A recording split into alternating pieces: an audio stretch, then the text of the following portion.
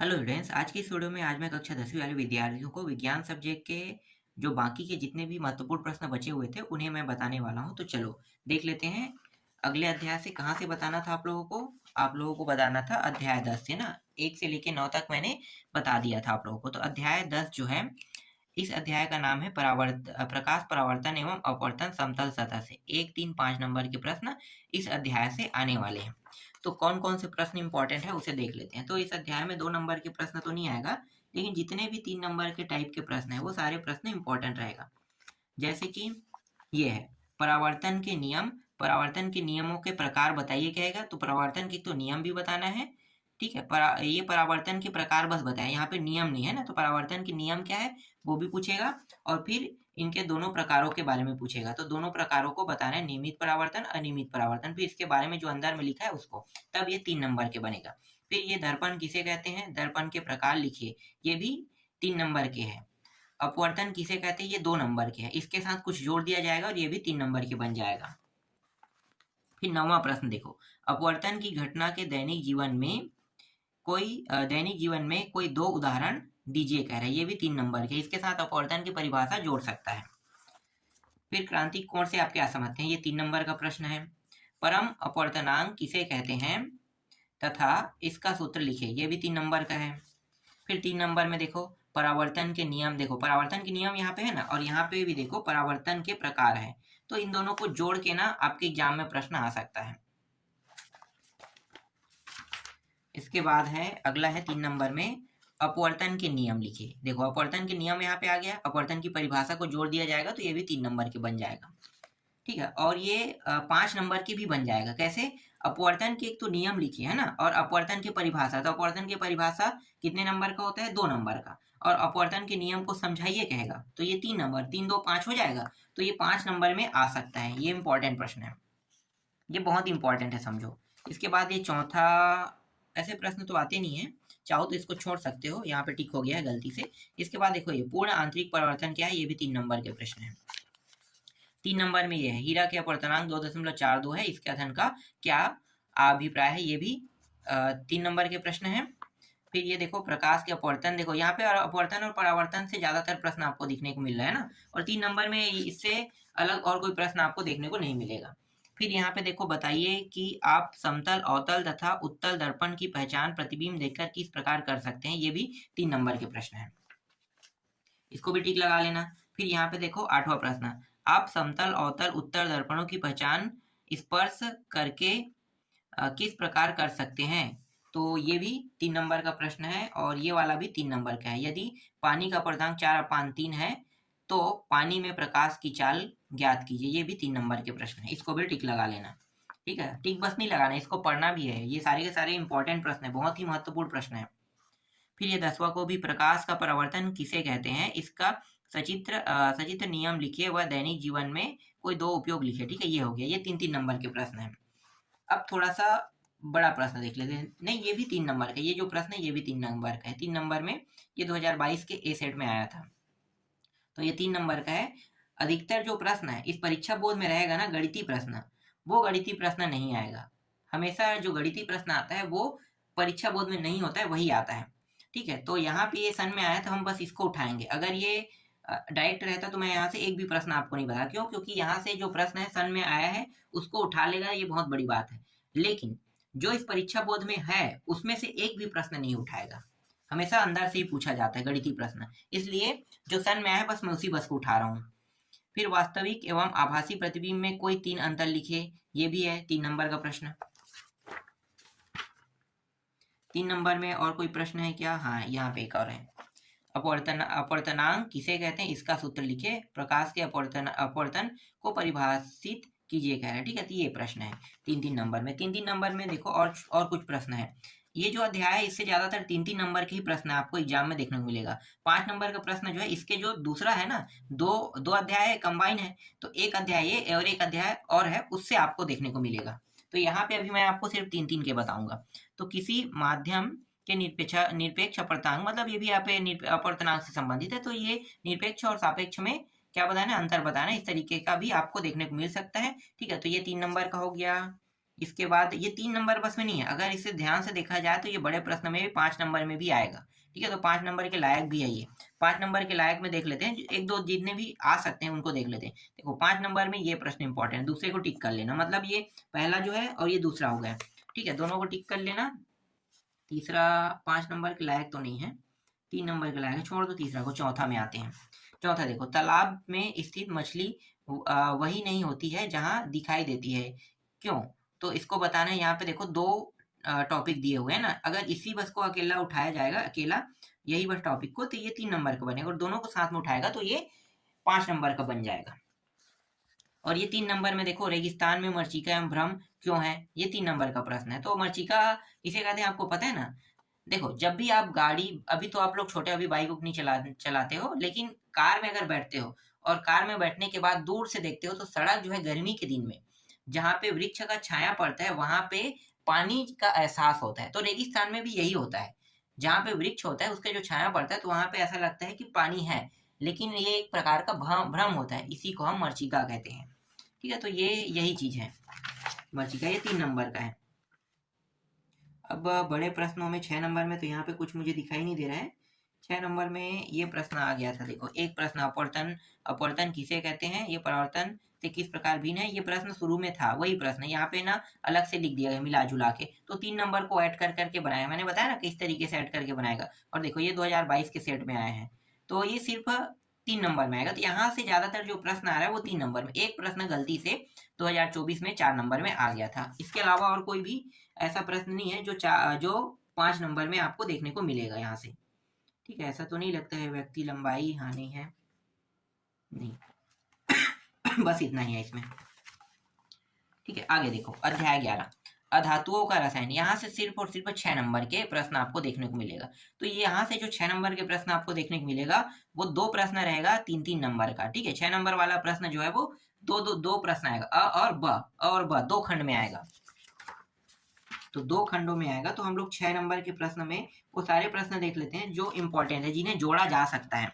जैसे कि ये प्रश्न नाइट्रोजन, हाइड्रोजन, ऑक्सीजन वाले ना, तो ये जोड़ के बनाया जा सकता है। तो ये हाइड्रोजन वाला उठा देगा और हाइड्रोजन वाले उठा के हाइड्रोजन वाले टॉपिक में जोड़ दिया जाएगा, तो ये इंपॉर्टेंट हो गया।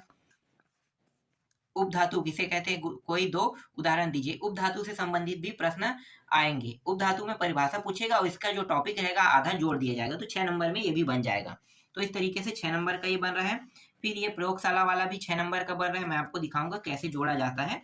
ठीक है, तो ये अभी आप लोग टिक कर लो इसे। इसके बाद देखो ये हाइड्रोजन वाला आ गया फिर से। तो ये हाइड्रोजन वाला ये जो 3 नंबर का है, इसको अगर जोड़ दिया जाएगा किसके साथ, इसके साथ, ये नाइट्रोजन हाइड्रोजन वाला नहीं, देख लो इसके साथ जोड़ दिया जाएगा तो ये भी कितने अंक का बन जाएगा, 6 अंक का बन जाएगा। फिर हीलियम वाला है ना, ये पूरा 6 नंबर का प्रश्न है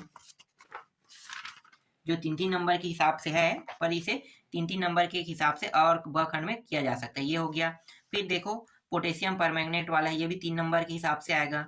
ठीक है, पोटेशियम परमैंगनेट 3 नंबर में आएगा और 2 खंड करके इसे भी लाया जा सकता है। देखो ऑक्सीजन बनाने की प्रयोगशाला विधि, और मैंने शुरू में भी आपको दिखाया था ऑक्सीजन वाला, देखो यहाँ पे। तो ये जोड़ के 3 नंबर का बना देगा और 3 नंबर के बनाने के बाद एक और खंड बना देगा 3 नंबर के, तो 2 प्रश्नों में 6 नंबर का बन जाएगा। फिर 3 नंबर में देखो ये भी है, तो 2 प्रश्न 3-3 नंबर के आएगा। तो रासायनिक, ये गुणों के आधार पर धातु और अधातुओं की, और एक रासायनिक होता है एक भौतिक होता है। अगर प्रश्न में रासायनिक कहेगा तो ये रासायनिक गुण के हिसाब से प्रश्न पूछा जा रहा है, तो ये लिखना है। अगर भौतिक गुण कहेगा तो आपको दीर्घोत्तरीय प्रश्न क्रमांक दिखाई दे रहा है ना, ये भौतिक गुण के हिसाब से बताना है। तो यहाँ से आपको कम से कम 4 याद कर लेना। 3 वहां पे दिया था, यहाँ पे 6 दिया, तो 4 याद कर लेना, क्योंकि ये पूरा नहीं आएगा 6 नंबर में। ये जो आएगा ये 3 नंबर में आएगा और 3 नंबर में एक दूसरा प्रश्न आएगा, तो अ और ब 2 खंड के हिसाब से आएगा। ठीक है, इसके बाद अगला देखते हैं, यहाँ तक हो गया ना, हाँ ठीक है। इसके बाद है लघुत्तरीय दो को देखो ये हाइड्रोजन के कोई 3 औद्योगिक उपयोग लिखे गए, ये प्रश्न हो गया इंपॉर्टेंट, इसको टिक कर लेना। फिर इसको टिक कर लेना, ये भी हाइड्रोजन से संबंधित है, ये नाइट्रोजन से संबंधित है। शुरू में मैंने आपको नाइट्रोजन से संबंधित दिखाया था, ये ऑक्सीजन से संबंधित भी दिखाया था, ये भी इंपॉर्टेंट हो गया। ठीक है, इतने सारे प्रश्न जो है 3-3 नंबर के हिसाब से 2 प्रश्न आपको देखने को मिलेगा ही मिलेगा, इसलिए 3-3 नंबर के हिसाब से। इसके बाद और तो नहीं दिखाई दे रहा है जो 3 नंबर के लायक हो, हाँ 3 नंबर के लायक ये भी है। ठीक है, इसको खंड में काट दिया जाएगा और देखो नाइट्रोजन बनाने की प्रयोगशाला विधि का वर्णन कीजिए, बस बस को आपको लिखने के लिए कहेगा और 3 नंबर में बन जाएगा। तो ये जो प्रश्न है, हालांकि ये बड़ा प्रश्न है, लेकिन 3 नंबर में आएगा तो खंड को काट दिया जाएगा, तो खंड खंड करने के बाद भी ये प्रश्न आपको देखने को मिल सकता है। तो बस इसमें इतने ही प्रश्न हैं। इसके बाद मैं आपको दिखाता हूँ अध्याय 12। ठीक है, अध्याय 12 देखो, विद्युत के चुंबकीय प्रभाव। 1, 3, 5 के प्रश्न आएंगे, तो 3 नंबर और 5 नंबर का मुख्य फोकस है हमारा, है ना। तो 3 नंबर और 5 नंबर में कौन से आएगा देखते हैं। देखो, चुंबकीय बल रेखाएं क्या है, ये परिभाषा, तो परिभाषा को ना जोड़ दिया जाता है, 3 नंबर का बन जाता है, कुछ ना कुछ जोड़ दिया जाएगा। जैसे कि विद्युत मोटर क्या है, ये 2 नंबर का है। अब विद्युत मोटर क्या है, इसके एक उदाहरण दीजिए कहेगा, तो 3 नंबर का बन जाएगा ना, तो वैसे ही है ये। फिर ये विभव वाला है कि विद्युत मोटर में क्या भूमिका है, ये 3 नंबर का। विद्युत जनित्र यहाँ पे ये भी 3 नंबर का बन जाएगा, इसके साथ कुछ जोड़ दिया जाएगा तो विद्युत जनित्र का सिद्धांत, देखो इन दोनों को अगर जोड़ दिया जाएगा तो ये दोनों मिलके 3 नंबर का बन जाएगा। ठीक है, फिर यहाँ पे विभव नहीं, ये छोड़ दो, विभव वाला ये छोड़ दो, डायरेक्ट आ जाओ यहाँ पे 12वां प्रश्न में।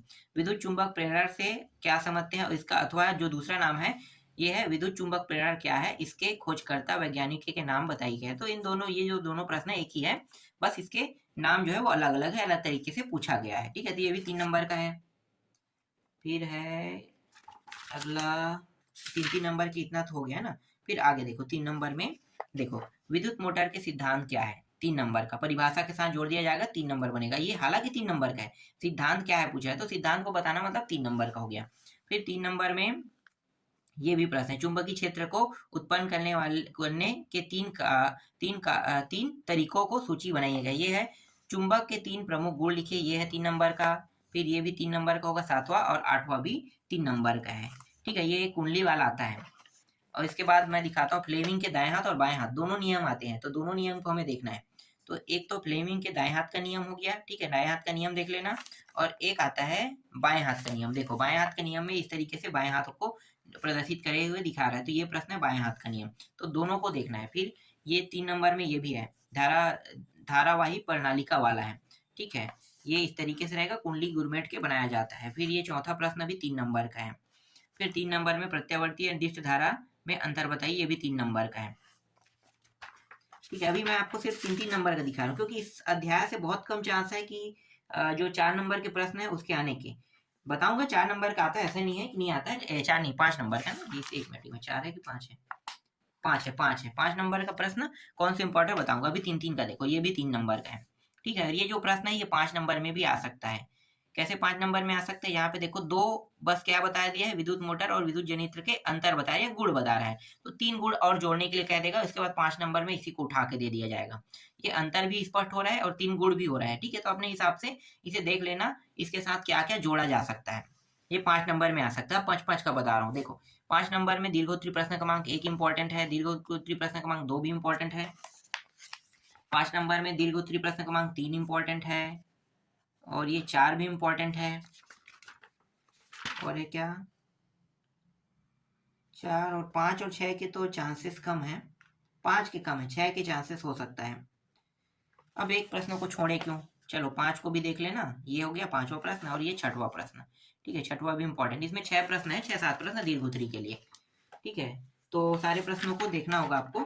फिर आगे देखते हैं अध्याय 13। अध्याय 13 में 1, 3, 5, यहाँ भी 1, 3, 5 से आएगा।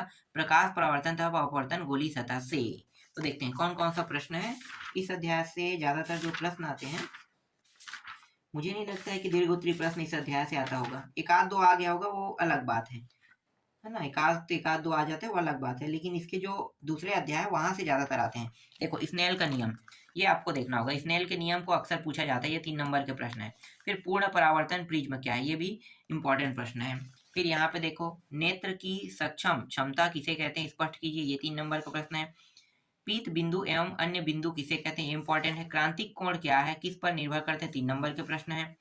वर्धानता और डायोप्टर, तो ये वर्धानता और डायोप्टर तो इतना इंपॉर्टेंट नहीं लगता है। वर्धानता क्या कहेगा, तो ये 2 नंबर का प्रश्न है। और डायोप्टर की इकाई के बारे में पूछेगा, इसे डी से प्रदर्शित करते हैं, क्षमता नापने के लिए उपयोग किया जाता है, 1 नंबर के हिसाब से लग रहा है। हाँ, इसको जोड़ के जरूर दिया जा सकता है, चलो इसको ले लेते हैं। वर्धानता मुझे नहीं लग रहा है, और वर्धानता चलो इसको भी टिक कर लो। वर्धानता इतना इंपॉर्टेंट तो नहीं लग रहा है दोनों, लेकिन दोनों को ले लेते हैं, क्योंकि दोनों जो है कहीं ना कहीं प्रश्न बना रहा है। फिर लेंस के 3 उपयोग, ये इंपॉर्टेंट हो गया। अवतल दर्पण का कोई 3 उपयोग लिखिए, ये इंपॉर्टेंट हो गया, 3 नंबर में है ना। समतल दर्पण के कोई 3 उपयोग लिखिए, ये भी 3 नंबर का है। फिर 3 नंबर में देखो गोली दर्पण की वक्रता त्रिज्या तथा फोकस दूरी 3 नंबर का है। वाहन के साइड दर्पण में उत्तर दर्पण का ही उपयोग क्यों किया जाता है, ये भी 3 नंबर का प्रश्न है। 50 सेंटीमीटर फोकस दूरी, उत्तल लेंस तथा अवतल लेंस की क्षमता कितनी होगी, ये इंपॉर्टेंट है। इसके बाद गणितीय जो प्रश्न है उसे मैं आपको नहीं बताऊंगा, गणितीय प्रश्न के आने के चांसेस कम होते हैं। हाँ, ये जो प्रश्न है ये गणितीय, हालांकि गणितीय आपको दिखाई दे रहा है लेकिन ये गणितीय की तरीके से आपको इसे नहीं, आपको नहीं लेना है, ठीक है। ये क्षमता जो है पूछ रहा है तो इसको थोड़ा सा ध्यान से देखना। ये प्रश्न बहुत ही महत्वपूर्ण प्रश्न है। 1.5 दिया है, डी क्षमता वाले लेंस की फोकस दूरी ज्ञात कीजिए। तो सूत्र याद रखना है बस आपको। फोकस दूरी ज्ञात करने के लिए F बराबर 1P, P का मान जो है वो ये होता है, जो क्षमता है ना 1.5 ये, तो P के जगह में रखना, उसके बाद हल करोगे तो ये उत्तर आसानी से आ जाएगा। ठीक है, यहाँ पे 1 को 100 के बराबर बांटा गया, 1 मीटर बराबर 100 सेंटीमीटर, समझ में आ गया। तो 1 मीटर बराबर 100 सेंटीमीटर, इसे हल करके इतना ये जो है इसका उत्तर आ रहा है। तो इसे अच्छे से देखना। इसके बाद देखो ये भी वैसे ही प्रश्न है, ठीक है। सूत्र याद रखना है आपको। जब भी कहेगा कि 20 सेंटीमीटर फोकस दूरी वाले अवतल लेंस की क्षमता ज्ञात कीजिए, क्षमता ज्ञात करना है कहेगा, तो यहाँ पे देखो 20 सेंटीमीटर क्या है, फोकस दूरी है, मतलब एफ का मान दिया इस बार। इससे पहले वाले में क्षमता दिया हुआ था, मतलब पी से इसे प्रदर्शित करते हैं। और एफ क्या निकाले थे, एफ निकाले थे ना। इस बार क्या है, इस बार एफ का मान दिया हुआ है, इस बार डी निकालेंगे, ठीक है। तो इस बार डी निकालेंगे, या फिर डी ना कह के पी कह दो। तो देखो इसको हल कैसे करना है, इस तरीके से यहाँ पे ये सूत्र याद रख लेना। दोनों जो सूत्र है वो एक ही जैसे, फोकस दूरी कहेगा तो ये, और लेंस की क्षमता कहेगा तो इस तरीके से लिखना है। तो दोनों सूत्र एक ही है, अलग नहीं है ना। तिर्यक गुणा नियम आप लोगों ने गणित में तो पढ़ा होगा, तो वही नियम फॉलो करके हल करोगे तो आ जाएगा। फिर लेंस की क्षमता क्या है, इसकी इकाई लिखिए, ये भी 3 नंबर का है। 3 नंबर में उत्तल और एवं अवतल दर्पण की कोई 3 अंतर लिखिए, ये है। 3 नंबर में समतल दर्पण और समतल एवं उत्तल दर्पण है, दोनों में 3 अंतर कह रहे हैं। फिर 3 नंबर में देखो ये भी प्रश्न है, 3 नंबर में 3 नंबर का है। अभी मैं आपको सिर्फ 3 नंबर का बता रहा हूँ, क्योंकि यहाँ से 3 नंबर के प्रश्न ही आएंगे। 5 नंबर के इसके जो साथी वाला जो अध्याय है ना, वहां से आपको देखने को मिलेगा। यहाँ पे ये प्रश्न छोटा है, यहाँ से पूछेगा नहीं, लेकिन यहाँ से प्रश्न कैसे बन सकता है कि ये समतल दर्पण को अगर आप समतल दर्पण के बारे में बताइए, उत्तल और अवतल दर्पण के बारे में बताइए, तो ये आपसे पूछ सकता है। हालांकि ये प्रश्न नहीं आएगा, लेकिन इससे संबंधित प्रश्न वैसे ही पूछ सकता है, इसीलिए मैंने इसे टिक कर दिया था, पर वो इंपॉर्टेंट नहीं है। देखो ये प्रश्न है 3 नंबर में, यहाँ भी प्रश्न बनेगा तो कैसे बनेगा, अवतल दर्पण क्या है, वही अवतल दर्पण और उत्तल दर्पण के बारे में बताना है। तो देखो हमेशा अवतल दर्पण जो होता है, उत्तल दर्पण जो होता है वो उभरा होता है, और अवतल दर्पण जो होता है वो चपटा होता है। देखो ये इस तरीके से सकरा, एक मिनट यहाँ पे गलत बता रहा हूँ क्या, देखो ये यहाँ से फोकस दूरी कर रहे हैं, हाँ तो ये अवतल दर्पण है, ठीक है, अवतल दर्पण। और अगर यही जो है ये बत्ती इस पार होता, तो इस पार होने के बाद जो प्रकाश ऐसे जाता, तो ये जो इस डायरेक्शन को हम क्या कहते हैं, उभरा हिस्से को उत्तल कहते हैं, और जो चिपटा हिस्सा है इसको क्या कहते हैं, अवतल कहते हैं, ठीक है। तो इससे प्रश्न आ सकता है, इसे एकदम डिटेल से देखने की जरूरत नहीं है, बस थोड़ा बहुत जान लेना, ठीक है, इसीलिए मैंने इसे टिक कर दिया है। फिर यहाँ पे देखो ये जो वक्रता केंद्र है, वक्रता त्रिज्या और ध्रुव है, द्वारक है, इससे प्रश्न आते हैं, तो इसे अच्छे से देखना। फिर लेंस की अभिसारी एवं अपसारी प्रकृति की व्याख्या कीजिए, इससे भी प्रश्न आते हैं 3 नंबर का, तो ये भी इम्पोर्टेंट हो रहा है। और कौन सा, देखो अभी जितना बता रहा हूँ पूरा पूरा 3 नंबर का है, बहुत कम चांस है इनमें से कोई प्रश्न 5 नंबर में आ जाए। ये भी प्रश्न जो है वो 3 नंबर का है, पर सिर्फ टिप्पणी लिखिए कह रहे हैं, तो ये भी 3 नंबर का है, और बहुत कम चांस है कि ये 5 नंबर का बन पाए। ये है 5 नंबर का, जो 2017 में आया हुआ है। ये सन में आया इसलिए मैंने इसे टिक किया, अगर ये सन में नहीं आता तो मैं इसको टिक ही नहीं करता, ठीक है। ये 5 नंबर का, ये 5 नंबर का है। देखो ये इंपॉर्टेंट है, 5 नंबर का, बहुत समय हो गया यहाँ से प्रश्न आ नहीं रहा है, 1-2 बार ही आया है, जो अभी 2024 में आया था, और मतलब 2023-24 वाला जो पेपर हुआ था उसमें आया था, और ये जो 24-25 वाला है उसमें मुझे नहीं लगता यहाँ से कोई प्रश्न आएगा। आ सकता है तो मैं बता देता हूँ 1-2 प्रश्न, जैसे कि ये है 9वां प्रश्न, गोली अवतल दर्पण की वक्रता त्रिज्या r एवं फोकस दूरी f में संबंध स्थापित कीजिए, ये आ सकता है, ठीक है। तो यहाँ पे इन दोनों के बारे में बताना है, ये 5 नंबर का प्रश्न है।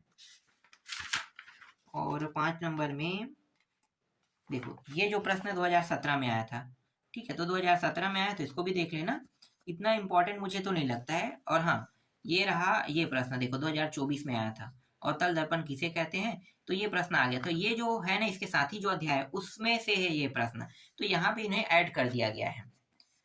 तो देखना चाहो तो यहीं से देख सकते हो, या तो इस अध्याय के जो 5 नंबर के प्रश्न है उसको छोड़ सकते हो, क्योंकि इसके जो साथी अध्याय वहां से आपको देखने को मिल ही जाएगा। फिर आते हैं अध्याय 14। यहाँ से 1 2 4 6, देखो बहुत ज्यादा नंबर से इस अध्याय से प्रश्न आ रहे हैं, तो ये भी 2 अध्याय मिलकर बना हुआ है। तो 1 2 4 6, तो कितने हो गए, 4 और 6 10 और 3 13 नंबर के प्रश्न जो है आएगा ना। तो जैविक प्रक्रिया, प्रजनन, वृद्धि एवं परिवर्धन, इससे देखते हैं कौन कौन से प्रश्न इंपॉर्टेंट है। 2 नंबर में कौन से प्रश्न आपको देखने को मिल सकता है। तो 2 नंबर में यहाँ पे जो प्रश्न आपको दिखा रहा हूँ ना, ये सारे बहुत ही आसान है। जैसे पहला प्रश्न है ना, इन सभी के बारे में आप लोगों ने पढ़ा होगा, ये जीव विज्ञान से संबंधित टॉपिक है। तो जीव विज्ञान वाला है तो आसान रहता है, और आप लोगों को पता है कि जीव विज्ञान आसानी से भी हम लोग याद कर लेते हैं, आप लोगों को तो ये पता होगा ना। तो ये दूसरा प्रश्न इंपॉर्टेंट है। तीसरा इंपॉर्टेंट प्रजनन है, प्रजनन के प्रकारों के लिखे, ये 3 नंबर में बन जाएगा। विखंडन की क्रिया से आप क्या समझते हैं, ये 2 नंबर का है। प्लेस्टा मतलब ये 2 नंबर का है, ठीक है। और ये 7वां 8वां इसको भी टिक कर लेना, ये सब 2 नंबर का है।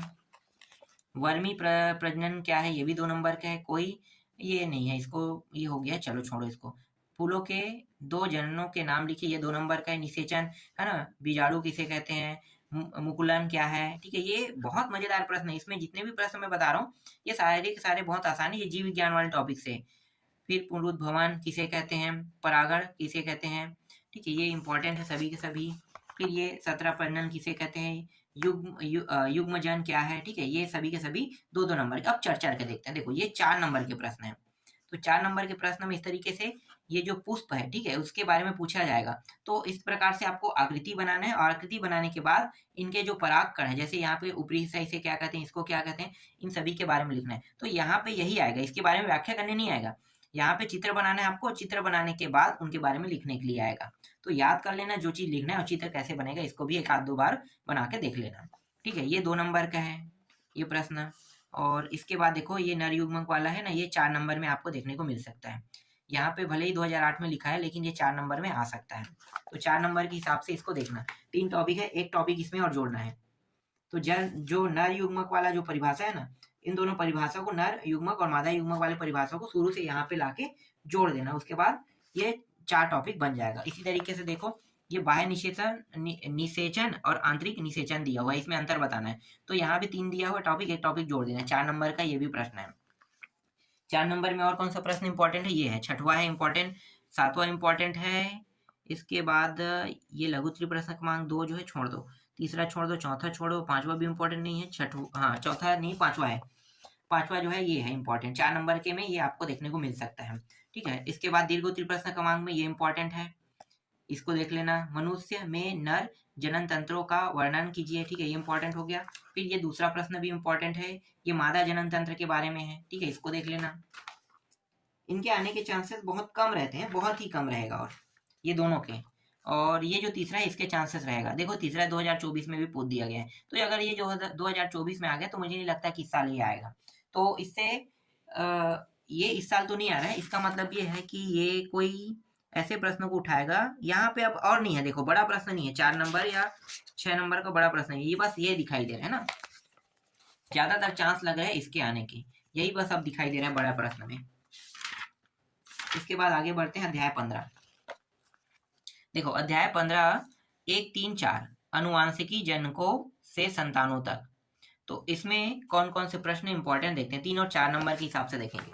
तो 3 नंबर में इंपॉर्टेंट प्रश्न, डायरेक्ट लघुत्तरीय प्रश्न क्रमांक 7 देखना।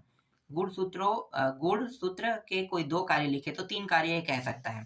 फिर प्रभावी एवं अप्रभावी लक्षणों से क्या समझते हैं, ये भी 3 नंबर का है। जीन क्या है, जीन की कहानी, ये जीन जो है शब्द मैं पढ़ के मुझे याद आ रहा है कि एक बहुत अच्छा बुक है जिसे हम लोग सुपर जीन के नाम से जानते हैं। सुपर जीन के नाम से इस बुक को, सुपर जीन के नाम से ये जो चाइनीज राइटर है उन्होंने इस बुक को लिखा था, मतलब सुपर जीन नाम जो है इसका टाइटल है। और अभी ये जो पॉकेट एफएम चल रहा है ना, उसमें इसे सूरवीर नाम दिया गया है, और ये कहानी बहुत मजेदार है। तो ये जीन की कहानी जो है वो बहुत मजेदार है, मतलब जीन क्या क्या कह रहा है तो मुझे याद आ गया। मैंने उनके सारे एपिसोड, तकरीबन उसके 32 एपिसोड है, और ये ऑडियो में है। तो सोचो ऑडियो में मुझे सुनने में इतना मजेदार था, अगर ये एक मूवी जैसा बन जाए, जैसे एनिमी जैसा, तो ये कितना मजेदार रहेगा ना। तो ये इससे मुझे याद आ गया वो जीन की कहानी। चलो अब आगे बढ़ते हैं, ये हो गया 3 नंबर का। फिर 3 नंबर में ये वाला प्रश्न है, लघुत्तरी प्रश्न क्रमांक 1 के अंदर ये दूसरा प्रश्न है, फिर ये तीसरा है, फिर ये चौथा है, ये फिर पांचवा है और छठवां भी देख लेना। ठीक है, ये छठवां है, मेंडल के पृथक्करण के नियम को लिखिए। फिर और कोई इंपॉर्टेंट है क्या? एक तो 4 प्रश्न बता दिए 4 नंबर का, उसके बाद बाकी 3-3 नंबर का था। फिर चर्चा नंबर के देखते हैं, पूरा चर्चा नंबर का रहेगा, ज्यादा प्रश्न नहीं देखना है। चर्चा नंबर में दूसरा देखो, इसको टिक कर लेना है, इसको टिक कर लेना है, इसके बाद है ये चौथे को टिक कर लेना है, ये पांचवे को टिक कर लेना है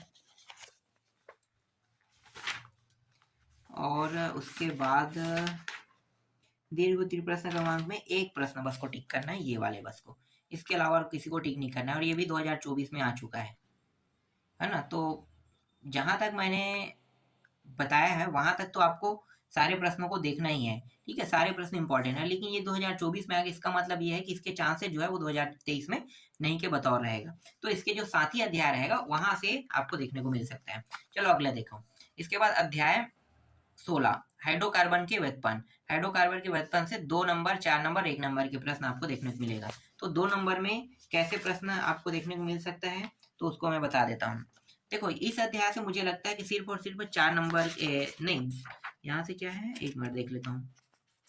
4 नंबर का तो मुझे नहीं लगता, यहाँ से ज्यादातर प्रश्न रहेगा। नहीं आया है, 4 नंबर से आया है, 4 नंबर का आ रहा है। तो 2 नंबर या 4 नंबर, तो 2 नंबर का नहीं आएगा तो 4 नंबर का आएगा। तो 2 नंबर को हम लोग छोड़ नहीं सकते, क्योंकि 2 नंबर के जो प्रश्न है दोनों अध्याय से, मतलब जो 2 अध्याय रहेगा ना, इसके जो साथी अध्याय है उनसे भी आएगा, तो मिलता जुलता कर देगा। इसलिए इन सारे प्रश्नों को देखना होगा। तो जैसे ये प्रश्न है, ये प्रश्न है, ये प्रश्न है, टिक कर लेना, चौथा, पांचवा, छठवा, सातवां, आठवां। ठीक है, 8वां तक हो गया। और 9वां है कि नहीं? हाँ, 9वां भी है, टिक कर लेना। IUPAC नाम के बारे में पूछेगा। 10वां हो गया, 11वां हो गया, 12वां हो गया, इंपॉर्टेंट है। 13वां हो गया, यहाँ पे 14वां छोड़ दो। चलो 15वां देख लेना, 16वां, 17वां, 18वां, 19वां, 20वां, 21वां, 22वां। ठीक है, तो 22 तक के बता रहा हूँ। तो 3 सेट है, तीनों सेट में ये जो प्रश्न है वो अलग अलग सेट में आएगा। और देखो 2024 में ये जो प्रश्न है ये पूरा का पूरा तीनों प्रश्न बाहर से पूछा गया था। ये जो परीक्षा बोर्ड है, पुराने परीक्षा बोर्ड में नहीं था ये प्रश्न, तो सोच सकते हो बाहर से भी पूछ सकता है इस तरीके से। हालांकि इस साल ऐसा नहीं होगा, इस साल जो है यहीं से पूछा जाएगा। मतलब इस बार बहुत ज्यादा बेनिफिट आप लोगों को होने वाला है, बहुत ज्यादा। ठीक है, क्योंकि इस साल जो प्रश्न पूछा जाएगा वो जो बताया जा रहा है आप लोगों को उनसे ही पूछा जाएगा, मतलब बेनिफिट बहुत ज्यादा है आप लोगों का। और पिछले साल भी मैंने बताया था, पिछले साल भी वैसे ही हुआ था, इस साल भी होगा, लेकिन इस साल आपको ज्यादा बेनिफिट मिल रहा है क्योंकि ये साल जो है वो बढ़ रहा है। और 2018, 19, 20, 21, 22, 23, 24, 25, तो 24-25 में होने वाले एग्जाम, तो 24 तक के जो एग्जाम हुए हैं, तो 24 को छोड़ दो तो बाकी जो पीछे एग्जाम हुए उनमें से सारे प्रश्न रिपीट होने वाले हैं इस साल। तो ये बेनिफिट आपको देखने को मिलेगा। फिर ये 4 नंबर में है। फिर सिरा किसे कहते हैं, ये 2 नंबर का है, 2 नंबर।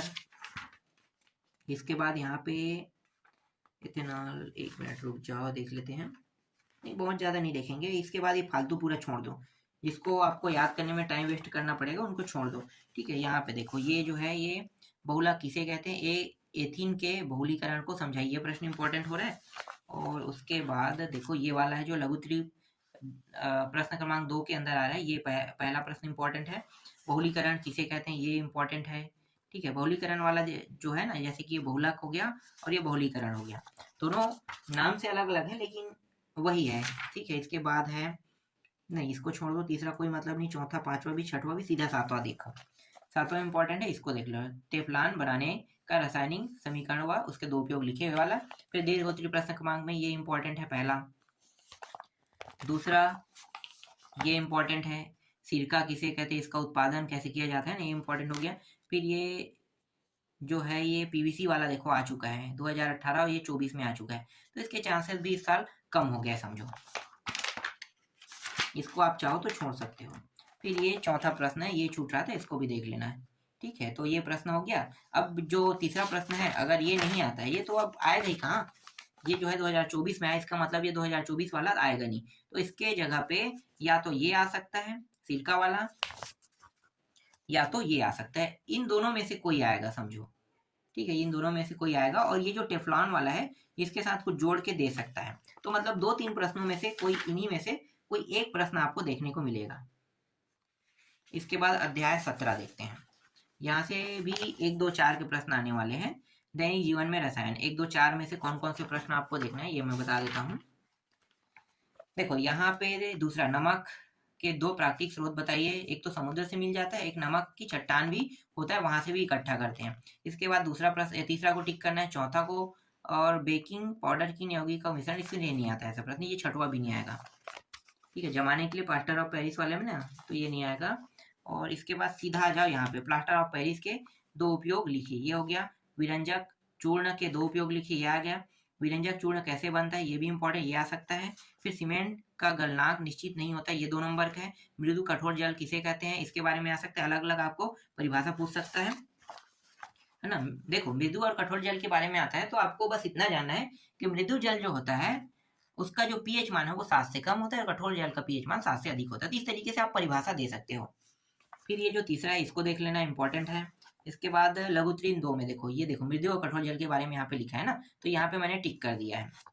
ठीक है, ये प्रश्न। इसके बाद अस्थायी कठोरता, ये सब चीज नहीं आता है, ऐसे प्रश्न नहीं आते हैं एग्जाम में। इसके बाद बेकिंग सोडा, देखो बेकिंग पाउडर वाला, ये प्रश्न जो है ये 2 नंबर में आपको देखने को मिल सकता है। और ये 4 नंबर का तो नहीं है, 2 ही नंबर में आएगा। ठीक है, तो 2 नंबर में सिर्फ बेकिंग पाउडर किसे कहते हैं इसके परिभाषा को देख लेना। जैसे प्लास्टर ऑफ पेरिस जो है 2 नंबर का है, तो इसके भी परिभाषा को देख लेना। अगर ये 4 नंबर में आता है तो पूरा इसको 2 और 4 के हिसाब से तैयारी करना। ठीक है, 2 नंबर 4 नंबर के हिसाब से, क्योंकि ये बड़ा प्रश्न है। फिर प्लास्टर ऑफ पेरिस वाला एक और प्रश्न है, ये भी 4 नंबर का है। ठीक है, इसके साथ जोड़ दिया जाएगा प्लास्टर ऑफ पेरिस के परिभाषा को, और ये जो है ये खुद 2 नंबर का है, तो दोनों को जोड़कर ये 4 नंबर का बना सकता है। तो इस तरीके से 4 नंबर का बन गया। ये साबुन वाला है, ये भी 4 नंबर का प्रश्न है। ठीक है, कुछ प्रश्न इसमें 4 नंबर का है, जैसे कि ये दीर्घोत्तरीय प्रश्न क्रमांक, ये भी 4 नंबर का है, इसको भी आपको देखना है। देखो सीमेंट निर्माण विधि विभिन्न चरणों को लिखे कह रहा है, ये भी 4 नंबर का प्रश्न है। और बस इतना ही है इसमें। फिर अंतिम अध्याय देख लेते हैं, ये है आप लोगों का अंतिम अध्याय, अध्याय 18, ऊर्जा स्वरूप एवं स्रोत। 2 और 3 नंबर के बस प्रश्न इससे आने वाले हैं, 1 नंबर का एक भी प्रश्न नहीं आने वाले, तो आपको 1 नंबर का एक भी प्रश्न नहीं पढ़ना है, सिर्फ आपको 2 और 3 के पढ़ने हैं। तो 2 नंबर में ये है। ठीक है, चौथा प्रश्न को देख लेना, 5वां प्रश्न को देख लेना, 6वां हो गया, 7वां हो गया, 8वां हो गया। ठीक है, 8वां, 9वां हो गया, 10वां हो गया, 11वां हो गया, 12वां हो गया। ठीक है, 12वां। उसके बाद देखो 13वां प्रश्न हो गया, 14वां प्रश्न हो गया, फिर ये 15वां प्रश्न हो गया, फिर 16वां प्रश्न, 17वां प्रश्न, 18वां, और ये 19वां प्रश्न हो गया। फिर लघुत्तरीय प्रश्न क्रमांक में देखो, ये सोलर कुकर से संबंधित है, तो सोलर कुकर से 3 नंबर के प्रश्न आ सकते हैं, तो ये 3-3 नंबर के प्रश्न है। तो ये प्रश्न हो गया इंपॉर्टेंट। और ये क्या है, सौर ऊर्जा, पवन ऊर्जा, ऊर्जा के स्रोत के बारे में पूछा है, आ सकता है ये। फिर ये तीसरा देखो, सौर ऊर्जा उपयोग के लाभ लिखे गए, ये इंपॉर्टेंट हो गया। फिर ये हो गया पवन ऊर्जा की सीमाएं हो गया, इंपॉर्टेंट हो गया। फिर सौर सेल के 2 लाभ लिखिए, इंपॉर्टेंट हो गया। फिर यहाँ पे देखो ये है 3 नंबर का। ठीक है, ये नाभिकीय विखंडन वाला है ना, ये भी आता है। देखो एक तो संलयन होता है, एक विखंडन होता है। अब संलयन और विखंडन क्या होता है, तो संलयन में क्या होता है और विखंडन में क्या होता है। एक में जो विखंडन का मतलब होता है टूटना, जो परमाणु होते हैं ना, यूरेनियम के जो तत्व है वो छोटे छोटे कणों में टूटने लगता है। जैसे परमाणु बम गिरा दिए कहते हैं, तो कहीं पर अगर परमाणु बम गिराते हैं तो इसका मतलब ये है कि ये जो है बड़ा सा ठोस मान लो चट्टान है समझो। अब वो जैसे जमीन में गिरेगा तो वो क्या होगा, टूटेगा कि वो जुड़ेगा, टूटेगा ना, तो उसी को विखंडन कहते हैं। तो जब विखंडन कहेगा तो आपको इसी तरीके से बताना है। और संलयन अगर कह देगा तो आपको बताना है कि ये रासायनिक अभिक्रिया के माध्यम से इसे जोड़ा जाता है। ठीक है, क्योंकि जोड़ना जो है वो आसमान से गिरा के तो नहीं जोड़ा जा सकता, इसे जोड़ा कैसे जाता है, सिर्फ रासायनिक अभिक्रिया के द्वारा लैब में इसे जोड़ा जाता है, तो इसी को संलयन कहते हैं। तो आपको इस तरीके से बताना है। ये 3 नंबर का है। 3 नंबर में फिर ये प्रश्न है, छोटे छोटे देखना, 3-3 टॉपिक देखना, ज्यादा मत देखना। ठीक है, ये भी 3 नंबर का है। इसमें जितने भी प्रश्न है उतने को देख लेना। ज्यादातर प्रश्न 3 नंबर के यहाँ से नहीं आते हैं, इसके जो साथी अध्याय है वहां से आपको देखने को मिल सकता है। ठीक है, तो ये हो गया 3 नंबर का। अब देख लेते हैं इसको, ये ईंधन, जैव ईंधन संयंत्र से विद्युत उत्पादन की विधि लिखिए क्या है, ये हो गया। ये तो इतने ही प्रश्न हैं। अब ये पूरा जो प्रश्न है जितने भी इंपॉर्टेंट है वो सारे प्रश्न मैंने आपको डिटेल से बता दिया। इन सभी प्रश्नों को टिक कर लेना और अच्छे से तैयारी करना। जो प्रश्न आपको बताया जा रहा है उन प्रश्नों को आपको देखना ही देखना है। अगर आपको लगता है कि आप और अधिक पढ़ना चाहते हैं और ज़्यादा से ज़्यादा नंबर पाना चाहते हैं, तो आप इन प्रश्नों को देखने के बाद फिर बाद में बाकी प्रश्नों की भी तैयारी कर सकते हो। आपको तैयारी करने से मना नहीं किया जा रहा है, लेकिन मैं जो बता रहा हूँ उन प्रश्नों को सबसे पहले आपको पहले पॉइंट में देख